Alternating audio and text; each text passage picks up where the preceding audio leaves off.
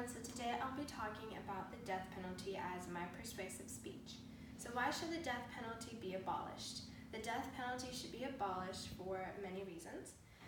Many people believe the famous saying, an eye for an eye, but when will people understand that because someone may have killed a loved one, that the best thing for that person to do is die also? What we don't realize is that we are putting the blood of another person's hands onto our lives, making us just as guilty as the person who committed the crime. The only difference, and a major difference, is that no weapon was used but only our mouths. Therefore, the death penalty should be abolished because it has no deterrent effect, it's a cruel and unusual punishment, it's racist and condemns those who are innocent to death. A report by the National Research Council titled Deterrence and the Death Penalty stated that studies claiming that the death penalty has a deterrent effect on murder rates are fundamentally flawed and should not be used when making policy decisions. In 2006, the FBI Uniform Crime Report, which is a program that compiles data on crimes, showed that the South had the highest murder rate and that the South accounts for over 80% of executions. So where's the deterrence effect on that?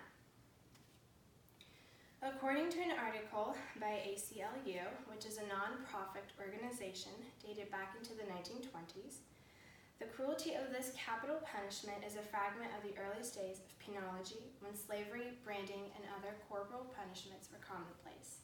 These barbaric practices have no place in a civilized society as today. Its unusualness is due to the U.S. Out of all the Western industrialized nations, we are engaged in this punishment. Additionally, a random sampling of convicted murderers in the United States receives a sentence of death. Racism, a crime, a huge abuse among many, and a violence that is yet to be averted. Significant research exists regarding race and the death penalty.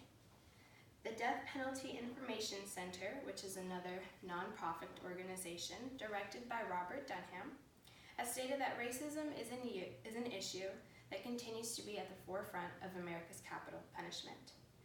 They also stated a study that was done in California, and those who were convicted of killing whites were more than 3 times as likely to be sentenced to death as those convicted of killing blacks, and more than 4 times as likely as those convicted of Latinos. And in 96% of states where there have been reviews of race in the death penalty, there was a pattern of either race of victim or race of defendant discrimination, or both. Since 1973, DPIC has calculated that more than 165 people have been released from death row with evidence of their innocence.